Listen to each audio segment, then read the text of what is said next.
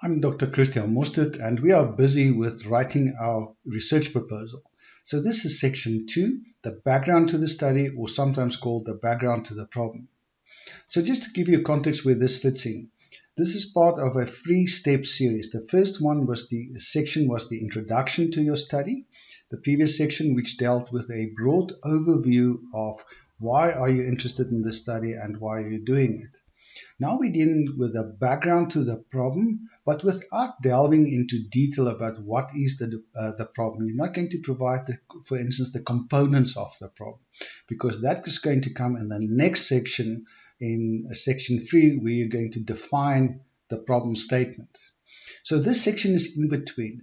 So it's going to provide more detail, but still it provides context and background to why the problem has become a problem.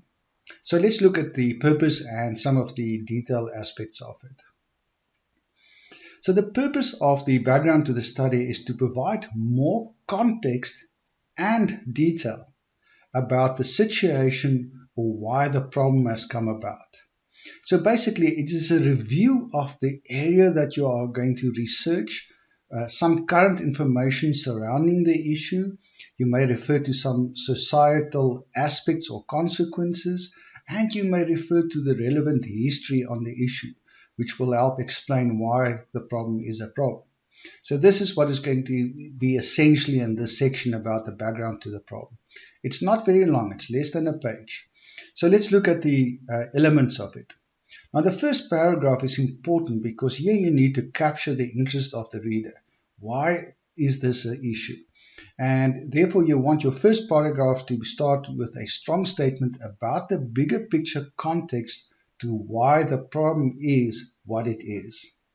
Good, and then in the next paragraph you're going to step back and you're going to provide a little more detailed information about the context in which the problem is situated, perhaps the industry, the sector, maybe the community. And you're going to expand a little bit about general issues, for instance, historical reasons that have led to the problem. So this is what you're going to discuss here. You're going to add some meat if you want to, create a broad setting in which the problem statement, remember the problem statement will be the next heading, can be framed. So you want to almost get the table ready for the discussion of your problem. So it contains information, it may contain data, some broad statements, and it may have general descriptions about the problem. You may even discuss the source and the scope of the problem can be included here. So the type of language that you need to consider here is that you are starting now to become more formal about your study. The introduction section, the previous one, was really very informal if you want to. Now it's getting semi-formal. And if you're going to do a quantitative study where you're going to analyze data with statistics and so on, you want to set a more formal tone now, but also an objective tone.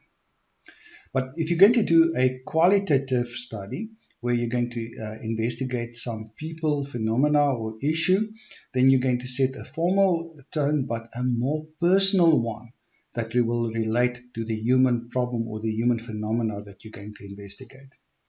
For mixed method studies, set a formal tone, but highlight the complexity that you're going to deal with in trying to solve the problem.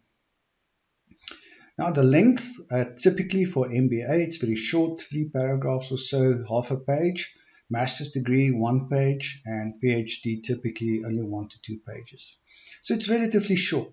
You're not going to waffle and really try to include all background information. You simply provide context to the problem, be specific, mention why it's become the issue that it is, and perhaps some background or history to that. So some notes about it: focus on the problem. That's really going to help you to understand. Focus on the problem and explain where it comes from. So you're not going to use high academic language or theories here. And we recommend that you only use a very few references, if any. Perhaps if you have to quote a statistic or something like that, or somebody really important about this very issue, then you can do that. But in general, it is more a discussion about the background for yourself.